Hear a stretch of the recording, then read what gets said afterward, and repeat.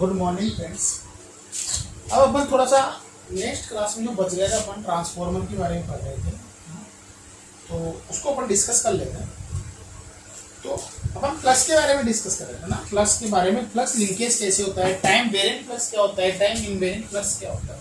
तो ये आपका जो ट्रांसफॉर्मर है उसमें जैसे अगर मैंने डीसी वोल्टेज तो यहाँ पे फ्लक्स बनेगा, फ्लक्स आएगा, लेकिन ये फ्लक्स कौन सा होगा, आपके पास स्टेशनरी फ्लक्स होगा। ये टाइम इनवेरिएंट फ्लक्स होगा। अगर ये टाइम के साथ वेरी नहीं हो रहा तो यहाँ पे d∅dt क्या होने वाला है, आपके पास 0। तो यहाँ पे आपके पास कोई वोल्टेज इंड्यूस नहीं होगा। अगर आपके पास यहाँ पे कोई वोल्टेज इंड्यूस नहीं होगा तो ये वाला पूरा का पूरा वोल्टेज इस कंडक्टर के ऊपर अप्लाई होगा, और कोई भी कंडक्टर का रेजिस्टेंस क्या होता है, बहुत कम होता है। जैसे मान लो इसका मान लो 1 ओम भी अगर आपने कंसीडर कर रखा है तो इसमें 10 एम्पियर की करंट फ्लो होगी जो इसको जला देगी, इसको बर्न कर देगी, प्राइमरी वाइंडिंग आपकी जल जाएगी।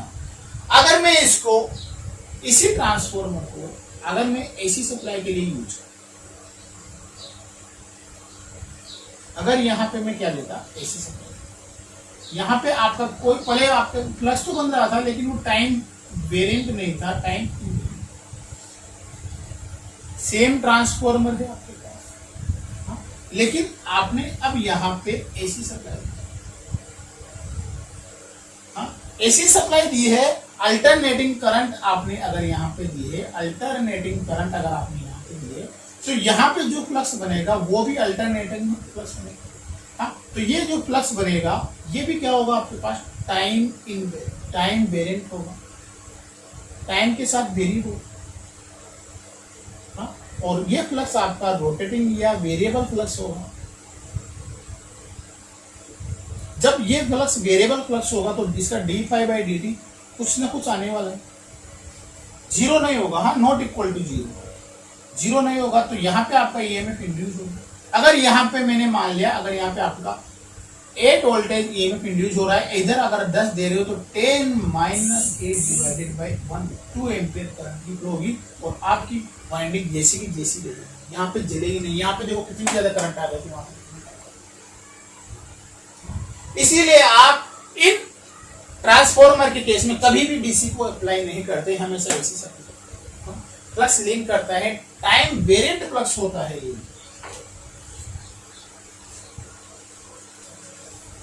अगर अपन इसमें देखें तो क्या होता है, इंड्यूस ईएमएफ लैम्बडा साई क्या होता है आपके पास n × फाई, ये ई क्या होगा आपके पास d ऑफ लैम्बडा बाई, क्या हो जाएगा ये d∅dt। लेकिन ये क्या होगा, नेगेटिव, नेगेटिव साइन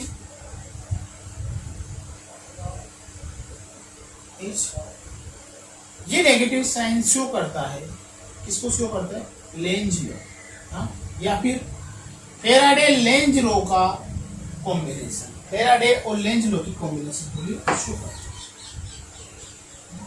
आपके पास n × d∅dt आ गया, आपके पास क्या आया, n × d∅dt। ईएमएफ क्या आ गया आपके पास, ईएमएफ की वैल्यू आ गई आपके पास n d∅dt। अगर मैं ऊपर नीचे di/di से मल्टीप्लाई करूं तो क्या हो जाएगा, n d∅ divided by di/dt। और किसी भी फ्लक्स में फ्लक्स डिवाइडेड बाय करंट क्या होता है, इंडक्टेंस होता है, लेकिन ये टोटल फ्लक्स लेना पड़ेगा तो आपको एल भी लेना पड़ेगा। तो क्या हो जाएगा, Li। तो आप ये भी बता सकते हो कि जब कोई फ्लक्स, जब किसी कोयल में या किसी कोयल में आप अल्टरनेटिंग करंट फ्लो करवाते हो, जब इसमें आप अल्टरनेटिंग करंट फ्लो करवाते हो, जब इसके अंदर ईएमएफ इंड्यूस होता है तो ये आपकी कोयल एज अ इंडक्टर की तरह वर्क करने लग जाती है, एज अ इंडक्टर की तरह वर्क करने लग जाती है, जिसका इंडक्टेंस Li मैंने आपको बताया। अगर किसी भी कोयल में, किसी भी कंडक्टर में अगर आपने अल्टरनेटिंग करंट फ्लो करवाई, अगर उसमें d∅dt आ रहा है तो वह आपका एज अ इंडक्टर वर्क करने लगता है, तो वह आपका इंडक्टर बन जाता है। इस लाइन को अपन लिख लेते हैं। When a conductor link the flux, when a conductor link the flux, जब आपका कंडक्टर फ्लक्स को लिंक करता है, then conductor behave line, then conductor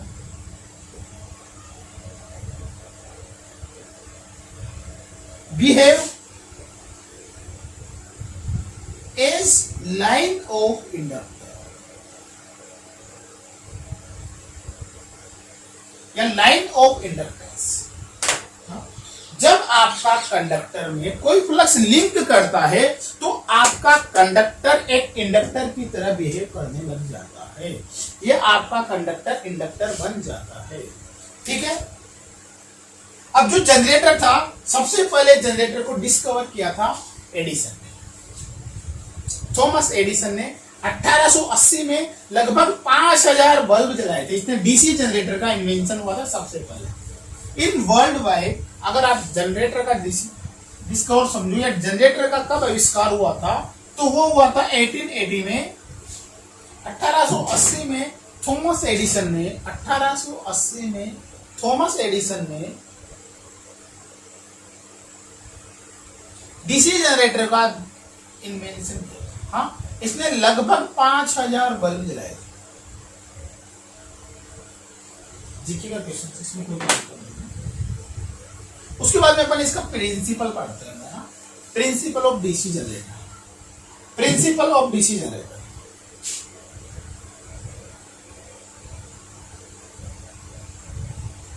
या ऑपरेशन।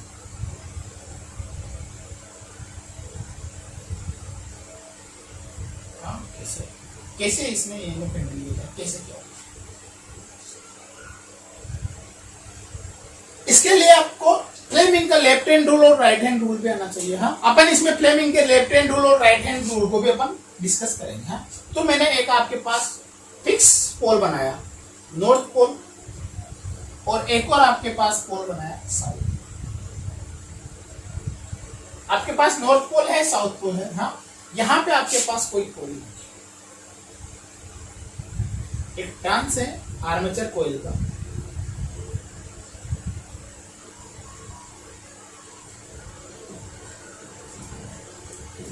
ठीक है, आर्मेचर कोयल। हाँ, अगर अपन डीसी जनरेटर की बात करते हैं, 4 डीसी जनरेटर,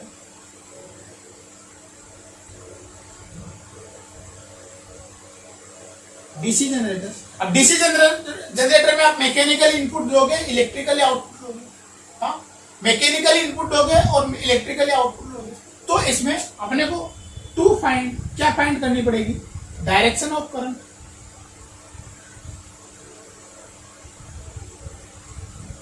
हाँ, तो किससे फाइंड करोगे आप? Fleming right hand rules. Generator के केस में आप किसका रूल लगाओगे? Fleming right hand. कैसे लगाओगे? देखो, ये आपके पास नॉर्थ पोल है, ये साउथ पोल है। मेरे को पता है कि जब भी आपके पास कोई फ्लक्स जाता है तो नॉर्थ पोल से निकलता है और साउथ पोल पे फिनिश होता है। Outer of the magnet north pole से निकलता है और कहां पे फिनिश होता है? आपके पास साउथ पोल पे। यह आपके फ्लक्स की डायरेक्शन। मैंने बताया कि अगर आप मैकेनिकल इनपुट दोगे तो आप इसको इस रोटेशन में घुमा रहे हो। चलो मैं यहीं पे लिख देता हूं, इस वाली एक्सिस के अक्रॉस आप इसको ऐसे घुमा, इसको आप ऐसे घुमा रहे हो। हाँ, अब देखो, जो आपका राइट हैंड थंब है, राइट हैंड की बात कर रहे हैं। राइट हैंड की बात कर रहे हैं। इसकी जो फोर्थ फिंगर है, फोर्थ फिंगर, इसकी जो आपकी फोर्थ फिंगर है वो डिनोट करेगी ना फ्लक्स डायरेक्शन। क्या आपका फ्लक्स किसकी डायरेक्शन में? किस डायरेक्शन में? आपकी फोर्थ फिंगर है वो फ्लक्स की डायरेक्शन को डिनोट करेगी। ठीक है। जो आपका थंब है वो मोशन को डिनोट करेगा। कि आपका कंडक्टर किस मोशन में जा रहा है, किस डायरेक्शन में मोशन। और जो आपकी मिडिल फिंगर है, मिडिल फिंगर है,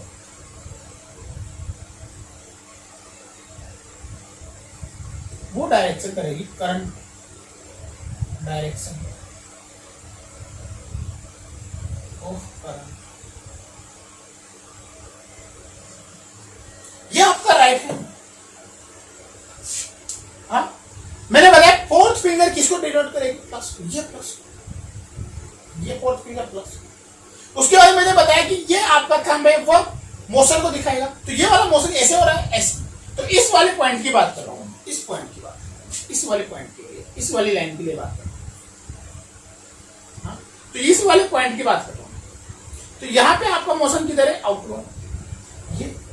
ये अगर फ्लक्स है तो ये आपके पास क्या होगा, आपका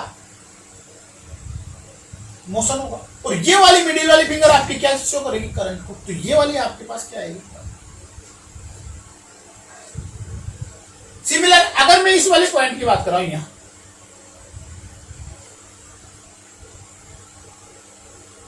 तो ये तो क्या है आपके पास, फ्लक्स।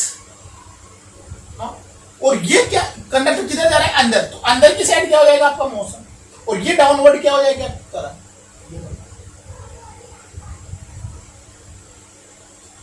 एक बार और एक्सप्लेन कर रहा हूं। जो ये वाली फोर्थ फिंगर है आपके पास, वो किसको डिनोट कर रही है, प्लस।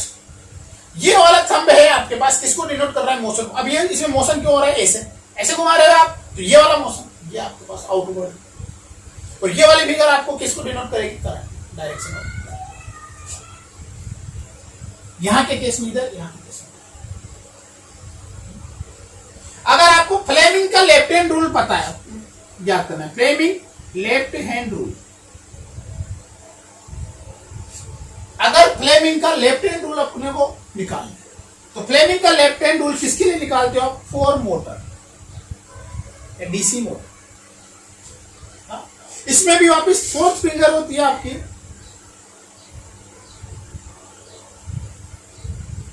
जो आपकी फोर्थ फिंगर किसको डिनोट करेगी, direction of flux, flux direction.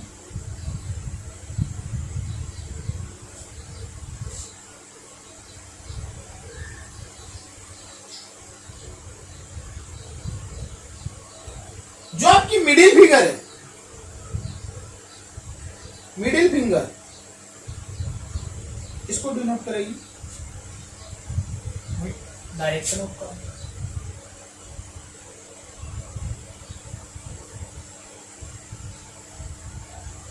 अब इसमें आप करंट को इंड्यूस करोगे, हाँ, एक्सटर्नल सप्लाई से आप करंट दोगे, इसमें घुमाओगे तो। और जो आपका थंब है,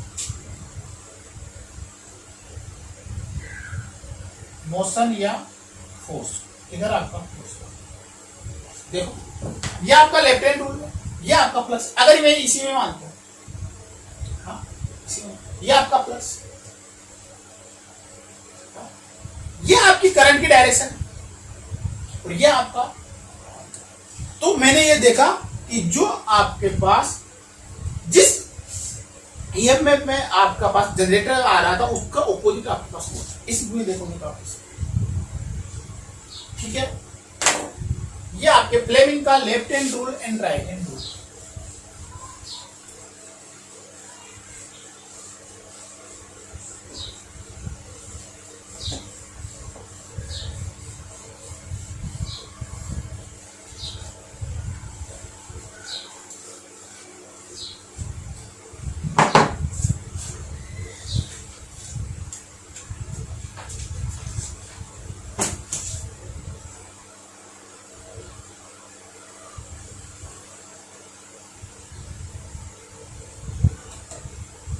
मैग्नीट्यूड ऑफ इंड्यूस्ड वोल्टेज अपन ने बता दिया, Md into d5 by dt होता है, ठीक है।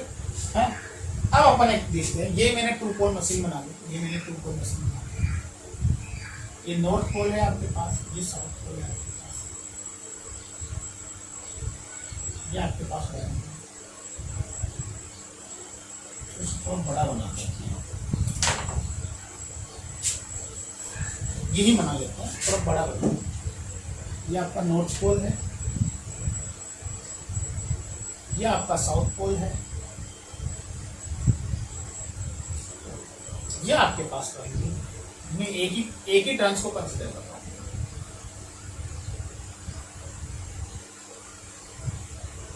ये साउथ पोल, इस पॉइंट को मैं दे देता हूं 1 2 3 4 5 6 7 8। या फिर यहाँ पे आप आर्मेचर बनाते हो, एक वाइंडिंग में आप नहीं बता पाओगे, आर्मेचर बनाते पूरा आर्मेचर, ये आपने आर्मेचर यहाँ पे 1 2 3 4 5 6 7।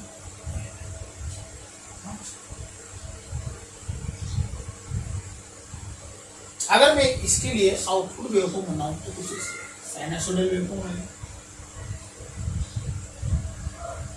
ये पोजीशन 1 होगी, ये पोजीशन 5 होगी, ये वाली पोजीशन 3 होगी, ये वाली पोजीशन 7 होगी, ये वाली पोजीशन 2 होगी, ये 4 होगी, 6 होगी, 7 होगी, ये 8 होगी, ये वापस बना। देखो अब मैं इसको इस वाली पोजीशन आप ऐसे घुमा रहे हो इसको, तो इस वाली पोजीशन में जो कंडक्टर है वो एक तरह से वहीं पे रखा हुआ है, स्टेशनरी रखा हुआ है, इस वाली लाइन के एक्सिस वहीं पे रखा हुआ है, कहीं पे ज्यादा घूम नहीं रहा है। यहाँ का कंडक्टर इधर आएगा, फिर इधर का कंडक्टर इधर आएगा, तो ये प्लस को कट करेगा, तो यहाँ पे तो कुछ ना कुछ प्लस बनेगा, यहाँ पे मैक्सिमम जाएगा, मैक्सिमम इधर से इधर आएगा, यहाँ का कंडक्टर मैक्सिमम, इसको घुमाओगे मैक्सिमम इधर से इधर आएगा, तो यहाँ पे तो मैक्सिमम प्लस बनेगा, मैक्सिमम वोल्टेज इंड्यूस होगा, यहाँ पे थोड़ा कम होगा, यहाँ पे सबसे कम होगा। ये अगर आप साउथ पोल में पॉजिटिव साइकिल ले रहे हो तो नॉर्थ पोल में आपको नेगेटिव साइकिल, क्योंकि इधर करंट की डायरेक्शन आउटवर्ड मानोगे, इधर डाउनवर्ड माननी पड़ेगी। मैंने बताया अभी आपके पास इधर डायरेक्शन ये आ रही थी, इधर डायरेक्शन ये आ रही है ना, तो ये वाली पोजीशन 1 and 4 तो क्या आने वाली 0, क्यों? क्योंकि ये एक तरह से प्लस के पैरेलल है, यहाँ पे आपका प्लस का कट बहुत कम होगा, और 3 और 7 पे आपका प्लस मैक्सिमम कटेगा, प्लस मैक्सिमम लिंक करेगा, तो यहाँ पे आपके पास मैक्सिमम करंट इंड्यूस होगा। अपन थोड़ा सा अपन 1-2 डेफिनेशन देख लेते हैं। अगर साइकिल पर रोटेशन, साइकिल पर रोटेशन, साइकिल पर रोटेशन, तो आपकी कितनी साइकिल्स एक रोटेशन की? आपने इसको पूरे को घुमा दिया तो कितनी साइकिल बनी आपके पास? 1। जब नंबर ऑफ पोल कितने थे? 2। हाँ, तो ये साइकिल पर रोटेशन किसके बराबर था? पोल डिवाइडेड बाय एक। आपने एक बार इसको पूरा का पूरा यहां से गए आप, यहां से लेकर के यहां तक, फिर यहां तक आए, तो कितनी साइकिल बनी? 1 साइकिल बनी। पोल कितने थे आपके पास? 2। तो आपके पास कितने? 2 में अगर 2 का भाग दोगे कितना आने वाला है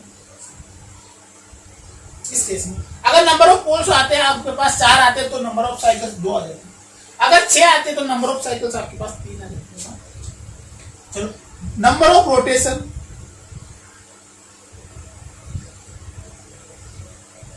पर सेकेंड, हाँ, तो नंबर ऑफ रोटेशन क्या स्पीड पे डिपेंड करेंगे। 1 सेकंड के अंदर 1 सेकंड में ये कितना ज्यादा घूमता है, ये सेकंड में, इस सेकंड में ये वाला पॉइंट क्या 1 बार आ रहा है, क्या 2 बार आ रहा है, क्या 3 बार आ रहा है, तो इसको क्या करो, speed divided by speed in RPM divided by 60, speed divided by 60 क्यों लिखा है? क्योंकि यहाँ पे आपने क्या लिया है? सेकंड लिया है। मिनट लिखते तो आप यहाँ तो मैं साइकिल पर सेकंड अगर निकालना चाहूं, साइकिल पर सेकंड निकालना चाहूं, तो साइकिल पर रोटेशन इनटू रोटेशन या number of rotation divided by second क्या आ जाएगा? पोल्स को मैं पी से डिनोट कर दूं, divided by 2 into n by 6। हाँ, क्या आ जाएगा? ये साइकिल पर रोटेशन आप क्या बोलते हो? फ्रीक्वेंसी को बोलते हो। ये आपकी क्या होती है? फ्रीक्वेंसी, फ्रीक्वेंसी होती है।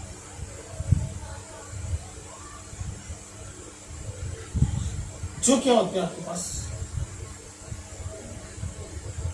P N divided by N क्या है यहाँ पे? Speed in RPM.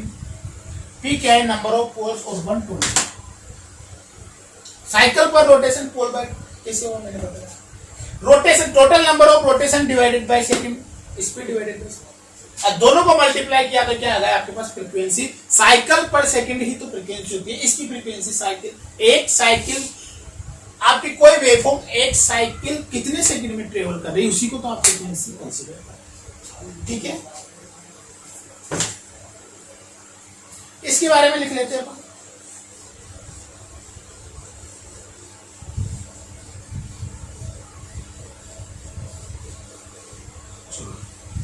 ये डायग्राम बनी। अब पोजीशन नंबर 1 एंड 5 पे आपका फ्लक्स क्या होगा, सबसे कम लिंक करेगा, और यहाँ पे डी में क्या होगा, सबसे कम होगा। When a coil is rotated between north and south pole, when theory है ज्यादा नहीं है ना, a coil is rotated between north and south pole, जब आपकी कोई कोयल नॉर्थ और साउथ पोल के बिटवीन बीच में रोटेट कर रही है, induced voltage is alternating in nature, falls the induced voltage, इसमें क्या होता है, वोल्टेज इंड्यूस हो जाता है, induced voltage in alternating nature,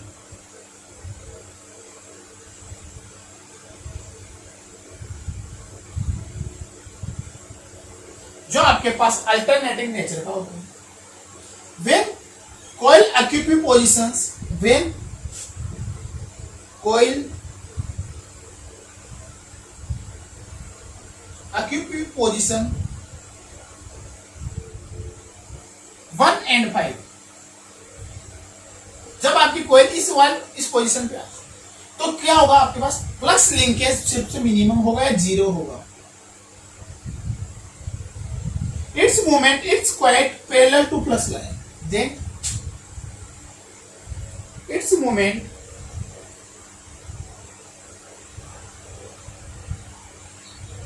is quite parallel to flux line, तो इसका मूवमेंट फ्लक्स लाइन के पैरेलल होता है। एक flux linkage is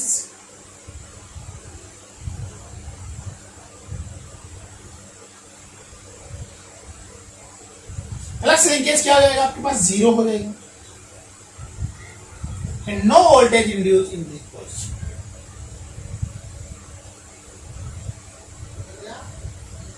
induce in that position, that position 1 minute.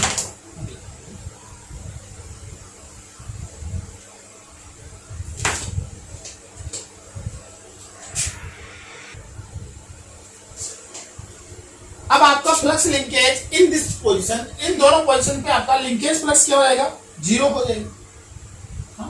क्यों, क्योंकि आपके पास फ्लक्स क्या है, parallel to the flux lines. आपके पास कंडक्टर प्लस के पैरेलल में आ गया तो इसके पास आपके पास लिंकेज फ्लक्स नहीं है, लिंकेज फ्लक्स नहीं है तो आपका लिंकेज फ्लक्स नहीं है तो आपके पास कोई ईएमएफ इंड्यूस नहीं होगा। अब अपन पोजीशन की बात करते हैं 3 and 5, 3 and 7, जब आपकी कोई 3 और 7 पे जाएगी तो आपका मैक्सिमम देखो, यहाँ पे आपको प्लस देखो, कंडक्टर कभी यहाँ आ रहा है, कभी यहाँ आ रहा है, कभी यहाँ आ रहा है, कभी यहाँ आ रहा है, कभी यहाँ, देखो यहाँ का कंडक्टर तो यही रहेगा ना, इसको ऐसे घुमा रहेगा तो यहाँ का कंडक्टर तो यही रहेगा, यहाँ का कंडक्टर भी यही रहेगा, लेकिन ये कंडक्टर यहाँ यहाँ यहाँ, तो रिलेटिव मोशन कितना ज्यादा हो रहा है, बहुत ज्यादा हो रहा है, तो इसका मैग्नीट्यूड भी बहुत ज्यादा हो रहा है। 3 और 7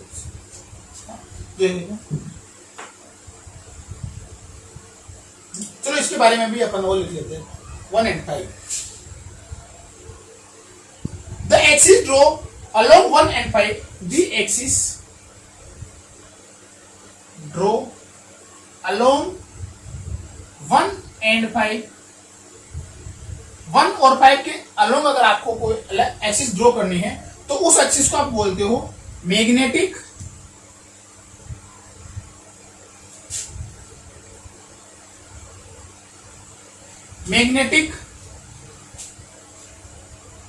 न्यूट्रल एक्सिस, इसको MNA। अब देखो इस वाली एक्सिस अगर मैं यहां से लेकर के यहां तक एक एक्सिस ड्रॉ करूंगा तो देखो ये MNA होगी, और ये MNA आपके फ्लक्स के साथ कितने एंगल पे बनाएगी, 90 degree.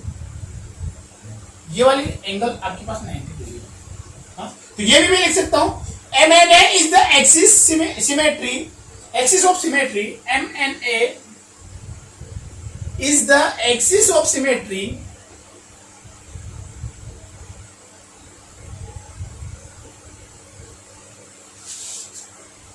which makes 90 degree with the flux lines, which makes जो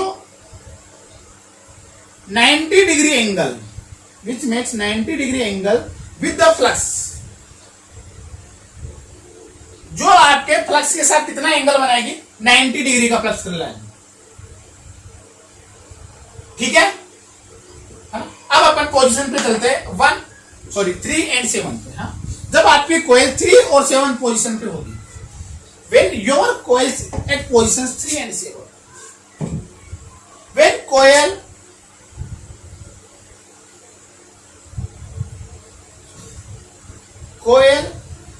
occupies at position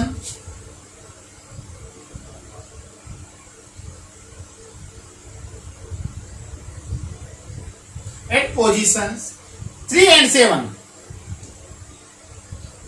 अगर आपकी कोई कॉइल 3 और 7 पोजीशन पे है,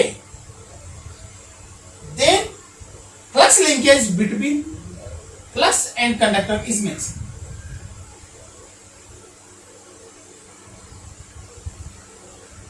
and rate of change of flux, rate of change of flux is maximum. यहां पे आपका rate of change of flux maximum रहेगा, देन वोल्टेज इंड्यूस या इंड्यूस्ड ईएमएफ इज मैक्सिमम।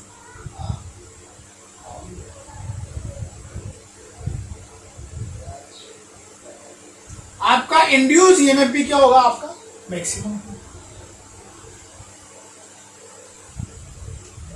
एक नोट डाल के और लिख लो, देखो जब आपने 2 पोल मशीन ली तो एक मैकेनिकल रोटेशन कराया तो एक number of cycle I, 2 mechanical rotation कराओगे तो 2 आपके पास नंबर ऑफ साइकिल आएगी।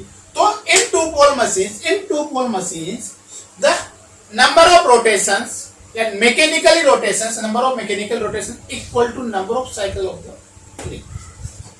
कितने आपके पास साइकिल है, वो जितने आप इसको रोटेट करो। One mechanical rotation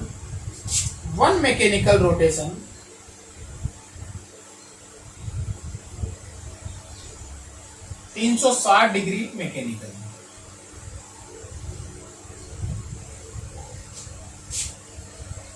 one more mechanical rotations produce one electrically cycle, one mechanical rotations by 2 pole machines। ये लिखना जरूरी है।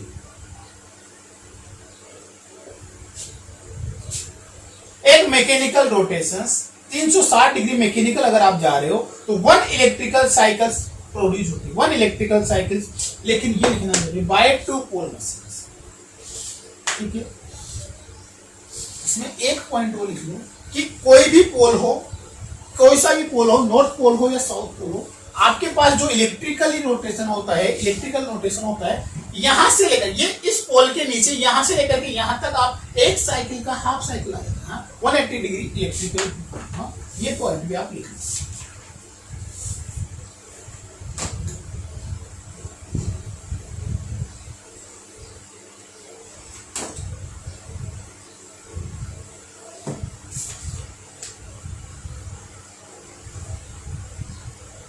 There are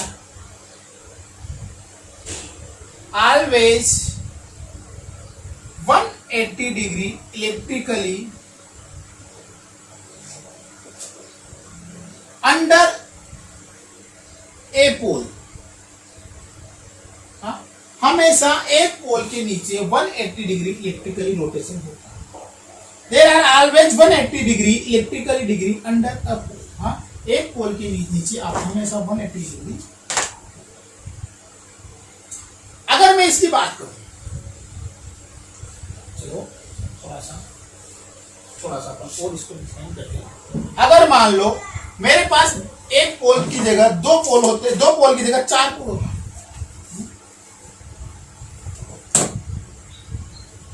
सबसे पहली बात आपके पास हमेशा जितने भी पोल होंगे वो पेयर में होंगे, हमेशा पोल 2 4 6 8 10 हो। अगर एक पोल के लिए, दो पोल मशीन के लिए एक नंबर ऑफ साइकिल आ रही है। अगर मैं यहां पे लिख लो relation between electrical and mechanical degree, relation between electrical, यहीं पे लिख लेता हूं, ये भी उसमें आ जाएगा, relation between electrical and mechanical degree.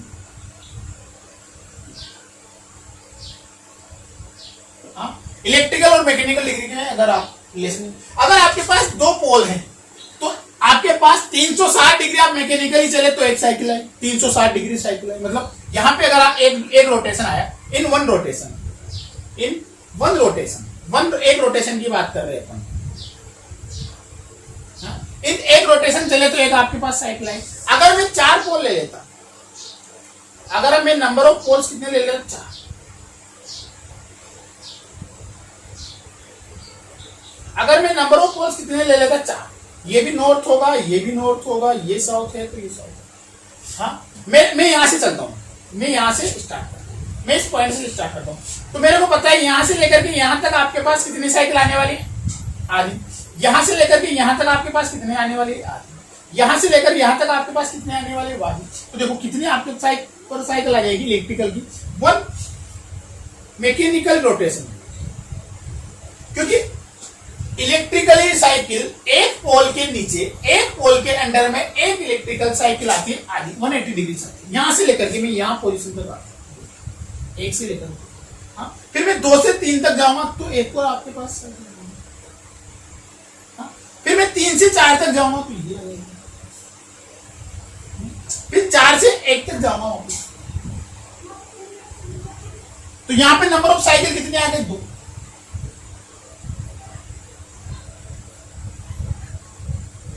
जब आपने 4 पोल लिए तो नंबर ऑफ साइकिल कितने आ गए, 2। अगर मैं 6 पोल लूं,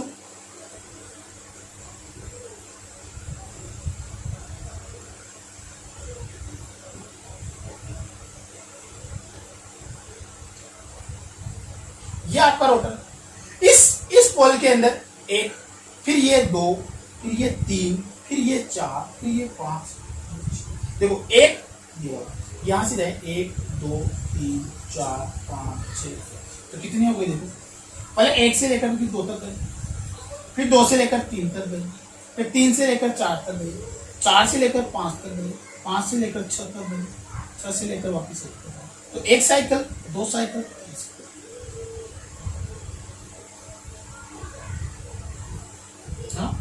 जिसे आप पोल बढ़ाते जा रहे हो तो आपकी इलेक्ट्रिकल साइकिल भी बढ़ती जा रही है। हाँ हाँ, 2 पोल के लिए आपने 1 साइकिल है, 4 पोल के लिए 2 साइकिल है, और 6 पोल के लिए।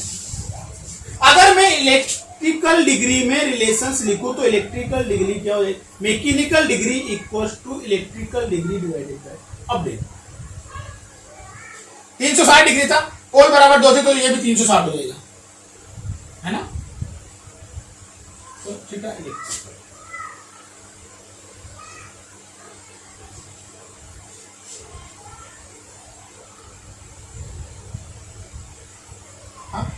अगर ये एक रोटेशन चलता हूं मैं, नंबर ऑफ 4 पोल मशीन के लिए, number of 4 pole machine, P भी आएगा बेटा, P by number of 4 pole machine के लिए, 4 पोल मशीन के लिए। अभी इसको मैं दोबारा एक्सप्लेन कर रहा हूं, इसको मैं मिटा लिखूंगा ना, उसको ढंग से समझेंगे।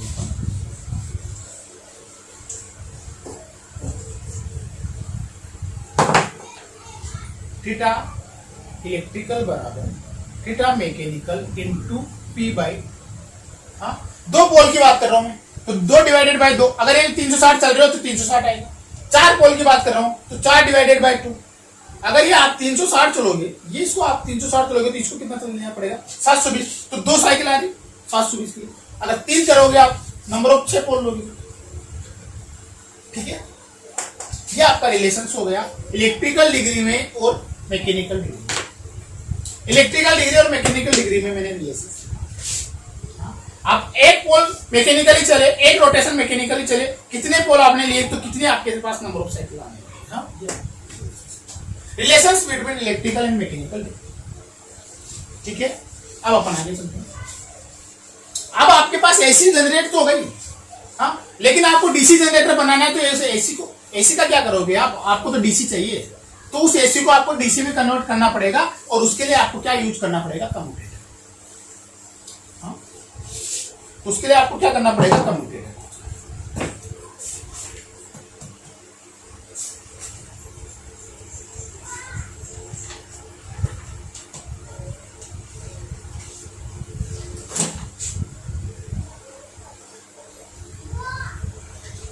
छोटा सा टॉपिक है commutator.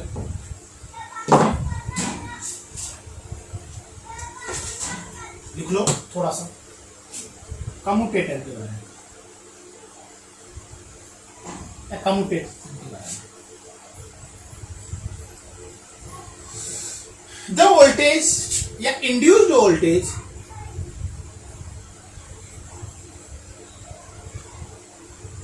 Is in AC nature या अल्टरनेटिंग नेचर।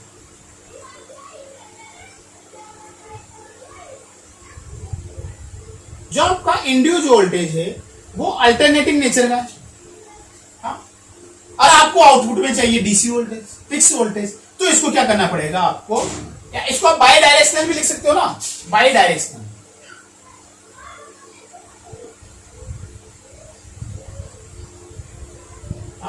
आपका वोल्टेज क्या है? बाई डायरेक्शनल है, हाँ? अब इसको आपको क्या करना है? एसी में कन्वर्ट करना है। This need to be convert into this needs to be convert into DC या यूनिडायरेक्शनल वोल्टेज।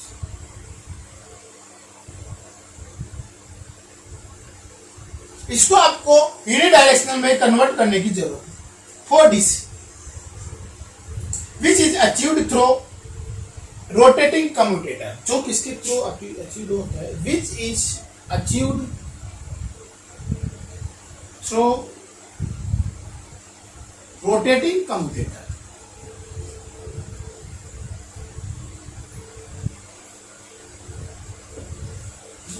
अब कम्यूटेटर क्या होता है? देखो मैं तो पहले बिना विदाउट कम्यूटेटर अपन सर्किट बनाते हैं, हाँ?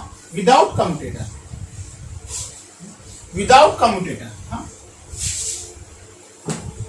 पहले अपन विदाउट कम्यूटेटर बनाते हैं, विदाउट कम्यूटेटर।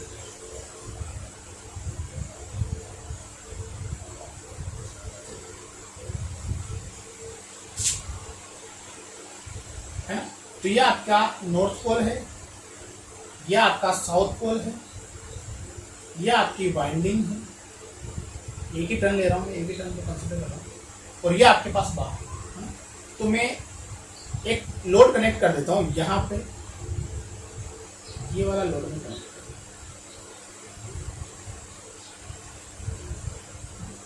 अब मैं इसको डिनोट कर लेते हैं, अपन इसको 1 दे देते हैं, 2 3 4 5 6। हाँ, तो आपकी करंट की डायरेक्शन में अज्यूम कर लेता हूं ये। हाँ, तो करंट की डायरेक्शन क्या होगी? 1 2 3 4 5 6 यही होगी। हाँ, अगर मेरे पास कम्यूटेशन नहीं है तो आधे रोटेशन के बाद में ये वाला ब्रुश यहां आएगा, ये वाला ब्रुश यहां आएगा, इसे तो ये वाला ब्रुश यहां आएगा, ये वाला ब्रुश आधे कम्यूटेशन के बाद में ये वाला कंडक्टर यहां देगा, ये वाला कंडक्टर यहां देगा। हाँ, तो क्या होगा? देखो after half cycle, half cycle के बाद में ये आपका नॉर्थ पोल तो वहीं रहेगा, साउथ पोल भी वहीं रहेगा। हाँ, current under the north pole तो सेम रहने वाली है, current under the south pole भी आपके पास सेम रहने वाली है। लेकिन ये वाला करंट तो यहां आ गया, ये वाला आपको और आपका लोड ऐसे कनेक्ट होगा। ये लोड का ये वाला पॉइंट तो मेरा 2 था, ये वाला पॉइंट मेरा 1। चलो लोड का भी लिख लो A B। तो 1 के बाद में ए बी और ऐसे। तो लोड को तो मैं वापस ऐसे कैसे लिखूंगा, ए और ये हो गया आपके पास 1, ये 2, सॉरी 2 ये रहा, 3 4 5 6। अगर आप करंट की डायरेक्शन देखोगे आप 4 5 6 2 बी ए 1 3। देखो अब बी से ए हो गई, पहले ए से बी थी। लोड में करंट देखो, पहले ए से बी थी, अब बी से ए हो गई। अगर आपने एक रोटेटिंग कम्यूटेटर यूज नहीं, जैसे आप 180 डिग्री चले या 180 डिग्री इलेक्ट्रिकल आप चले, तो आपके करंट में लोड में पहले करंट की डायरेक्शन ये थी और अब लोड में करंट की डायरेक्शन आपके पास डाउन हो गया। पहले आपके लोड की करंट डाउन, तो आपका लोड तो जल जाएगा। अगर आपने यहाँ पे डीसी लगा रखी तो आपका लोड क्या हो जाएगा, बर्न आउट हो जाएगा। अगर इसको आप यूनिडायरेक्शनल बनाने के लिए क्या करते हो, कम्यूटेटर का यूज करते हो। लिख लो, नोट डाल के,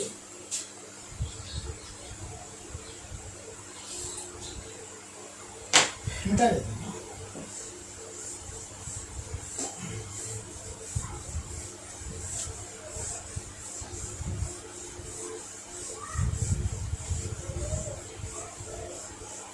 When the induced voltage is collected, when induced voltage is collected, when induced voltage is collected through two slip rings, through two slip ring directly, अगर आपने डायरेक्ट स्लिप रिंग को connect कर दिया, they AC is collected as AC only, they AC is collected, वो AC को collect, AC only AC को ही collect करेगी, DC नहीं कलेक्ट करने वाली। In order to convert AC into DC, in order to convert AC into DC, अगर आपको AC को DC में कन्वर्ट करना है, bidirectional to unidirectional slip ring is required. Rotating slip ring is required, या लिख लो इसको, split ring, split ring, split ring, split ring is required. अगर आपको एसी को डीसी में कन्वर्ट करना है तो स्प्लिट रिंग रिक्वायर्ड होती है। स्प्लिट रिंग क्या होता है, आपके पास कम्यूटेटर होता है जो वाइंडिंग के साथ साथ घूमता है। हाँ देखो कैसे होता है,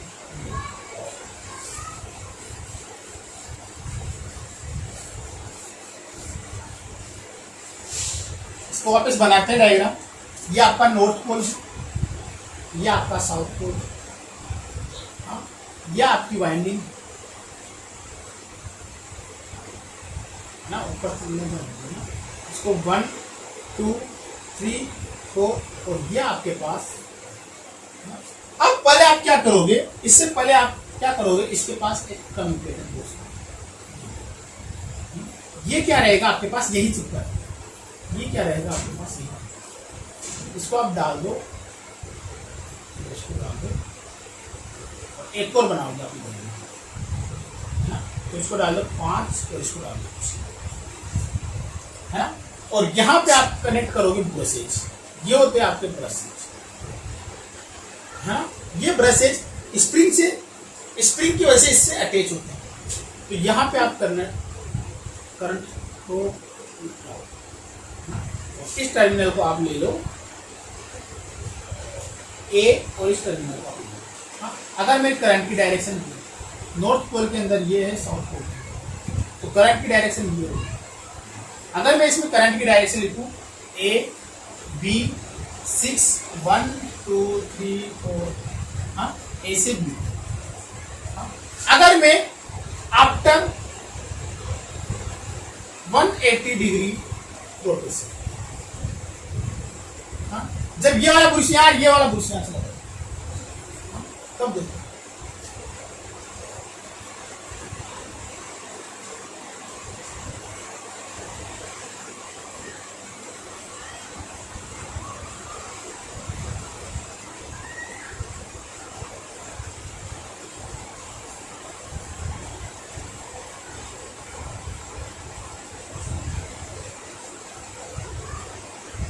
अब क्या हुआ, 6 वाला बुश तो यहाँ चला गया और 5 वाला बुश यहाँ आ गया। हाँ, 5 वाला बुश यहाँ आ गया, 6 वाला बुश तो यहाँ चला गया, 5 वाला बुश यहाँ हो गया। लेकिन ये जो दोनों के दोनों ब्रशेस थे, ये किससे स्क्रीन, ये वाला टर्मिनल आपका ये का यही रहे, ये एक ये है। हाँ, और यहाँ पे आपके पास 1 2 3 4। अगर यहाँ पे आप करंट की डायरेक्शन नॉर्थ पोल में ये से लेते हो और साउथ पोल में आप करंट की डायरेक्शन ये लेते हो, तो डायरेक्शन क्या होगी, 1 2 3 4 6 A B। देखो अब भी आपकी करंट A से B है और अब भी आपने केवल कम्यूटेटर को घुमाया है, आपने केवल कम्यूटेटर को घुमाया है, आपने आपका लोड में करंट वही आने वाली है। इसीलिए इसको बोलते हो मैकेनिकली रिएक्टिफायर। इसको आप क्या बोलते हो, mechanical रिएक्टिफायर।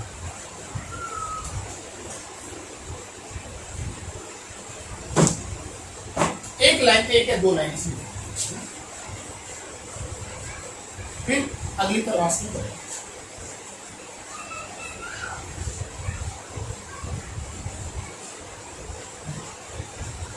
Its rotation of commutator convert AC into by rotation of commutator convert AC को DC, AC into DC, bidirectional into unidirectional, therefore it is called mechanical rectifier। इसलिए इसको क्या बोलते हो, therefore it is called mechanical rectifier।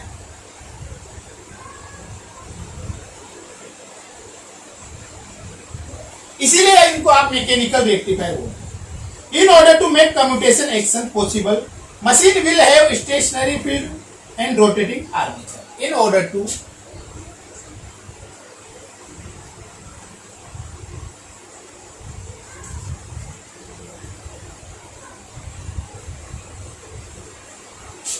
make commutator action possible, magnetic field is stationary and armature is rotating।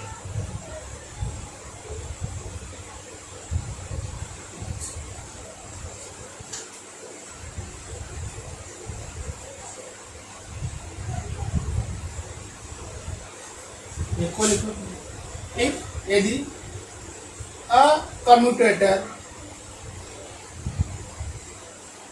Is drop, अगर आपका कोई भी commutator टूट जाए, ड्रॉप हो जाए, है ना, and voltage is collected through slip ring, and